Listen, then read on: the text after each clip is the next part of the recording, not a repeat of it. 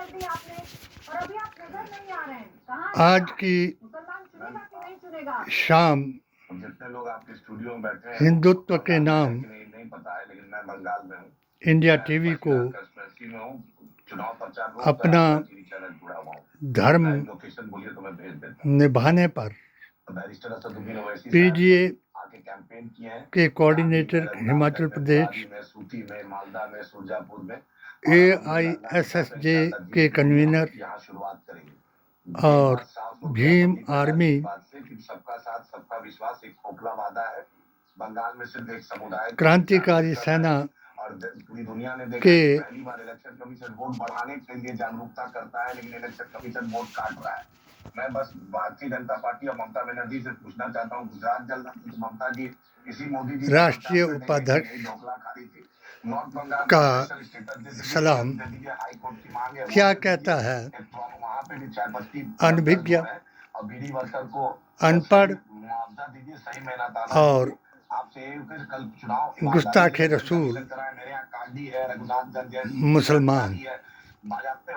TMC का जो candidate है गुंडागर्दी करके धमका रहा है कि बूथ में कितने नहीं देंगे। मैं खासकर रघुनाथगंज और गांधी विधानसभा के बारे में बात कर रहा हूँ कि इलेक्शन कमीशन संज्ञान ले, उसके साथ पुलिस का लगाए, कैंडिडेट को एसपी साहब संज्ञान ले, उसको लगाए, क्योंकि वो धमकी दे रहा है, बूथ एजेंट बढ़ रहा,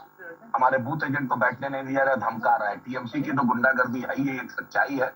ये एक सच्चाई है। और इन दोनों का बीजेपी का है कि मुसलमान का चेहरा दिखाओ और टीएमसी का है कि बीजेपी का चेहरा दिखाओ, दोनों में अंडरस्टैंडिंग है। मैडम शुभेंदु अधिकारी वही ममता बनर्जी के ऑफिस से निकले और आज बीजेपी में है। बीजेपी के पास अपना कोई नया चेहरा नहीं है। बस योगी आदित्यनाथ उत्तर प्रदेश नोएडा का भूलकर जो फैक्ट्रियों में हड़ताल हो भूल जाएंगे, आकर यहाँ पर प्रवचन देंगे। सुभाष चंद्र बोस जी को स्वामी विवेकानंद जी से मिला देगा। अरे थोड़ा पढ़ लिख के आइए भाई, तो अच्छा रहेगा। जी आपके नेता भी तो हैदराबाद से आते ही है ना प्रचार करने, अगर यूं जाएंगे तो फिर कोई नेता कहीं प्रचार करने जा नहीं पाएगा। लेकिन आपने जिन मुद्दों का जिक्र किया आदिल जी, आपने जिन मुद्दों का जिक्र किया और आपने जो भर्ती वाली बात, भारतीय संविधान की धज्जियां उड़ाई जा रही है और लोगों को विवेकानंद, रविंद्रनाथ टैगोर, सुभाष चंद्र जी बोस की ऐसी झूठी अफवाहें फैलाई जा रही हैं और भारत माता की जय और जय बंगला के बदले जय श्री राम कराया जा रहा है, जो इनका 2024 का फार्मूला जब इन्होंने दिया 80-20 का, तो हिमाचल प्रदेश में ही नहीं पूरे मुल्क में हमने 40 बराबर 40 जमा 20 का फार्मूला दिया, जिसके कारण पीडीए ने भीम आर्मी ने हिंदू के अलावा सभी ने, जैन, बौद्ध, सिख, ईसाई, मुसलमान ने अपने अपने अधिकारों के लिए आवाज़ उठाई, चाहे किसान हो, चाहे पहलवान हो, चाहे नौजवान हो, और हर आवाज़ बीजेपी ने दबाई और अपने संकल्प 1925 को पूरा करने की कसम खाई। मैं खाकसार उस वक्त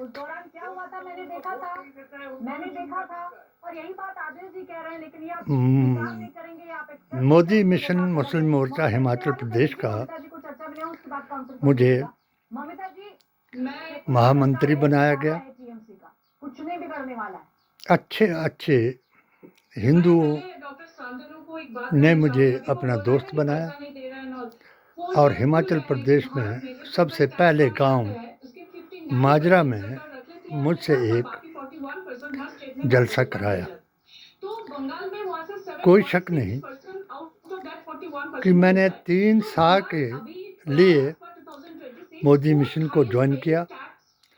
क्योंकि हमारी संस्थाओं का ये 16 संस्थाएं मुझसे जुड़ी हुई थी, जो संविधान के मुताबिक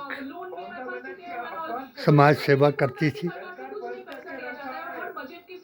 किसी धर्म विशेष से इनका कोई ताल्लुक नहीं था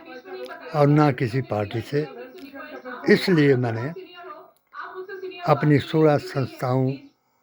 के सहित इस एक जनरल इजलास जो हिमाचल के पहले गांव माजरा में हुआ, उसमें अब वहाँ उस वक्त अंदरूनी इनका नारा था, मुझे भी बताया गया कि जय श्री राम का नारा लगाया जाए। मैंने जो मेरा मुख्य अतिथि जिनको हमने बुलाया था, बीजेपी कट्टर बीजेपी के जो प्रदेश के हमारे उस वक्त हिंदुओं के महामंत्री थे, उन्होंने मुझे ये कहा, मैंने अपनी जगह उनको बताया कि हम आज से नहीं, हमारा अकीदा जो है 1857 से जफर से लेकर के महात्मा गांधी तक भारतीय संविधान के मुताबिक, भारतीय संस्कृति और संस्कारों के मुताबिक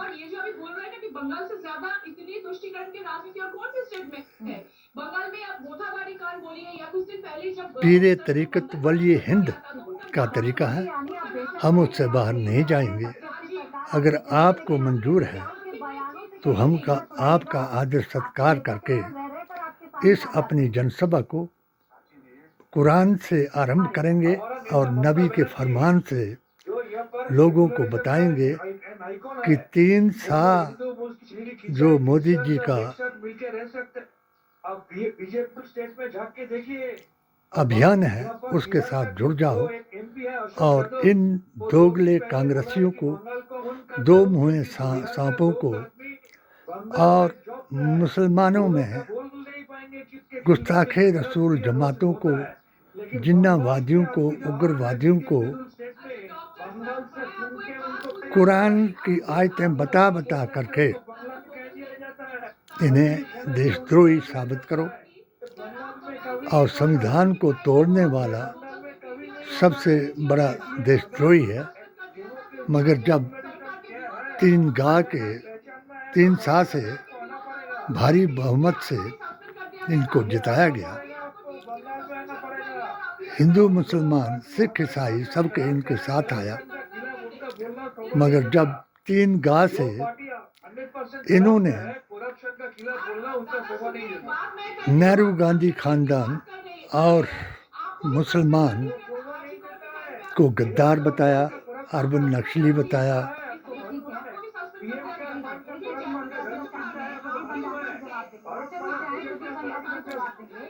चोर बताया,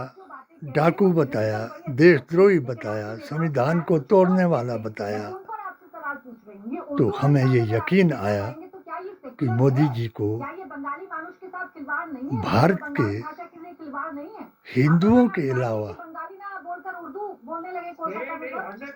आदिवासी, अल्पसंख्यक, मूल निवासी से कितनी नफरत है, उस पर मैंने अपनी पेटिशन दायर कराई। मोदी जी को सच्ची बात बताई कि जो डबल ऑप्शन मुसलमान भारत में है, वो भारतीय संविधान के लिए, अपने कुरान के लिए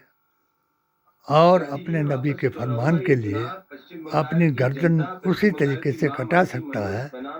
जिस तरीके से करबला के मैदान में हक और बातिल, सच और झूठ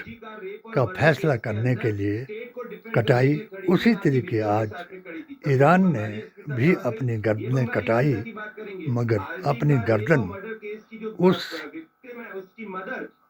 छोटी बच्चियों के साथ बलात्कार करने वाले,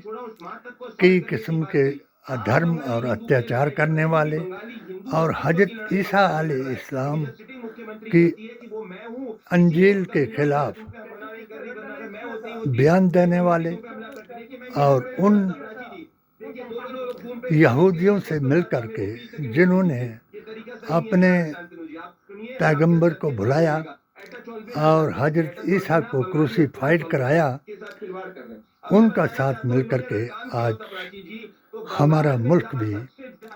उनकी सफ में खड़ा हो गया।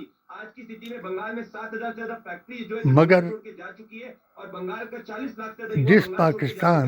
को कुछ भी नहीं कहते थे, वो आज इस युद्ध को रोकने के लिए खड़ा हो गया और ये इनका अपना ये था कि मुसलमान क्या है। मुसलमान ईमान के नाम पर है, इस्लाम के नाम पर है, मुसलमान किसी जमात के नाम पर नहीं है। जो गुस्ताखे रसूल जमाते हैं, उन्होंने ही उस वक्त इराक में सद्दाम हुसैन को फांसी पर चढ़ाया। वही गुस्ताखे रसूल जमातें आज सऊदी अरब जिन्होंने वाबियत चलाई और जिन्होंने अरबियत चलाई, यानी अकबर की 9 पत्नियां थी, 3 राजपूत थी, 3 ब्राह्मण थी और 3 मुसलमान थी। इन्होंने जितने भी बच्चे पैदा किए वो बन्नी शंकर थे, क्योंकि इस्लाम में तो अगर अकबर को जो मुसलमान समझते हैं उनकी गलती है कि इस्लाम में तो 4 औरतों से ज़्यादा हजूर अकरम सल्लल्लाहु अलैहि वसल्लम ने हराम फरमा दिया और इन्होंने इस्लाम के नाम पर अपना दीन इलाही बना दिया। आज वही दीन इलाही भारत में चल रहा है, इसलिए जो दीन इलाही वाला मुसलमान है वो मोदी जी महान को जो मैंने पेटिशन दायर कराई 2011/01/2019 ये कुरान से थी, भारतीय संविधान से थी और नबी के फरमान से थी। 17 फतवे मैंने इस इंडिया टीवी को लिख करके दिए कि एक पर बात कराएं, चाहे मुल्लाओं से कराएं, चाहे आचार्यों से कराएं, मगर इस्लाम को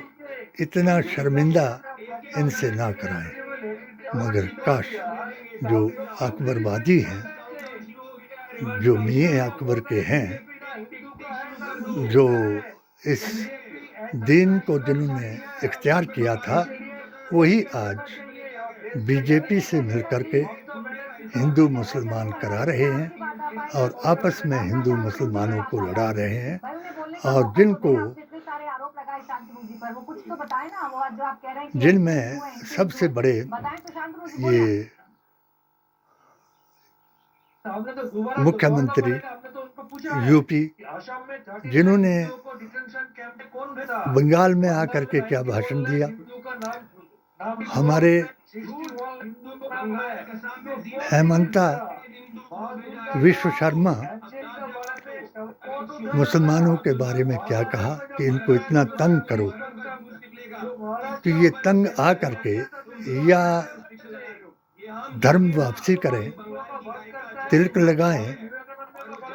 या फिर इस देश को छोड़ करके ईरान या पाकिस्तान चले जाएं।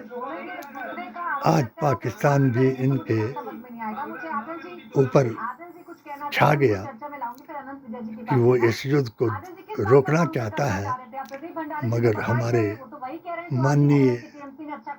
प्रधानमंत्री जी जो ट्रंप के सबसे बड़े दोस्त हैं, सबसे करीबी दोस्त हैं, आज ट्रंप अपने कुकर्मों की वजह से और उस फाइल की वजह से मोदी जी महान को डरा रहा है और मोदी जी हर तरीके से इनको खुली छूट दे करके सत्ता में आने के लिए, कुछ भी कराने के लिए तैयार हो चुके हैं। संविधान की कोई बात नहीं है, सिर्फ ममता बानो को हटाने की बात है। बानो इसलिए बन गई थी कि जिस तरीके से नीतीश जो थे वो रोज़ा अफ्तार कराते थे, टोपी लगाते थे, अगर वो मुसलमानों के साथ अच्छा सलूक करते थे तो उस सलूक की वजह से इन्होंने आज उसको ज़मीन से नीचे गिरा दिया और सच्चा हिंदू बना करके अपने साथ मिला लिया। हमें कोई दिक्कत नहीं, मैं भी अपना उस वक्त जब मेरी पेटिशन को ठुकराया गया, इस पर कोई मेरी प्रार्थना के मुताबिक सीबीआई जांच नहीं कराई गई। यहाँ तक कि इसकी कॉपी सुक्खू जी के कार्यालय में भी छुपाई गई और मुख्य सचिव द्वारा से मिल करके उस उपाध्यक्ष ने, जिसने इनके कहने पर मुस्लिम लड़कियों से दुर्व्यवहार किया और जिन गद्दार मुसलमानों की मैं बात करता हूँ, उन्होंने उस लड़की को किडनैप करा करके, डरा करके और पैसा खिला करके कुछ मुल्लों को और कुछ वकीलों को पैसा खिलाया और इस लड़की का बयान बदला करके पोक्सो एक्ट को हटाया और डॉक्टर शेख को इसका भी टारगेट बनाया। 7 बार मेरे घर में घुस करके हमला कराया, मुझ पर केस दायर कराया, झूठे केस चलाए और मेरे बच्चे मेरे दुश्मन बनाए। और दुश्मनों ने आज मैं जिस अकीदे की बात कर रहा हूँ, 4 प्रधान थे इसमें, 4 इमाम थे जिन्होंने मेरे खिलाफ मोदी जी को शिकायत की, जिन्होंने राजा वीरभद्र सिंह को शिकायत की, जिन्होंने जयराम जी को शिकायत की और एक अनपढ़ गुज्जर को वक्फ बोर्ड का अध्यक्ष बनाया और एक अनपढ़ अल्पसंख्यक को राष्ट्रीय अल्पसंख्यक का सिद्दीकी साहब को अध्यक्ष बनाया और डॉक्टर शेख ने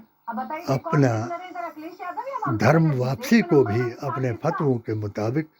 धर्म परिवर्तन और धर्म वापसी को एक जैसा बनाया, जिसकी वजह से मैंने तिलक नहीं लगाया और इन्होंने मुझे मोदी मिशन से भी बाहर का रास्ता दिखाया, मगर लीगली नहीं, इलीगली। आज मेरे 4 मौलिक अधिकारों का इन्होंने हनन कराया। मैंने फिर इनको आगे लगाया तो इन्होंने मेरे 11 उल्लू परिवार के मुसलमानों को, जिनका कोई धर्म ईमान नहीं, जो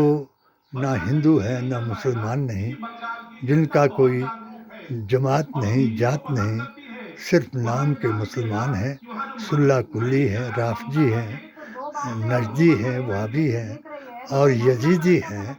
उन्होंने मुझे आज बिस्तर पर लिटाया। काश ये मैं आज भी बता दूं कि बांग्लादेश में क्या होगा, होगा वही जो मंजूर खुदा होगा, मगर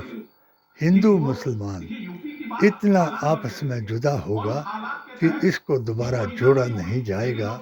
जिस तरीके से जिन्नवादियों ने पाकिस्तान को तोड़ा था, इसी तरीके से ये तोड़ करके दिखाएंगे और डॉक्टर शेख तो यही बताएंगे। जय बापू, जय भीम, जय संविधान। वो जानती है जमीन पर नहीं है, ये सिर्फ मीडिया में है, क्योंकि जमीन पर अगर होते तो ये काम की बात करते, विकास की बात करते, तरक्की की बात करते, ये तो हमेशा नफरत की बात करते। तो जो नफरत की बात करता है इसका मतलब उसके पास एजेंडा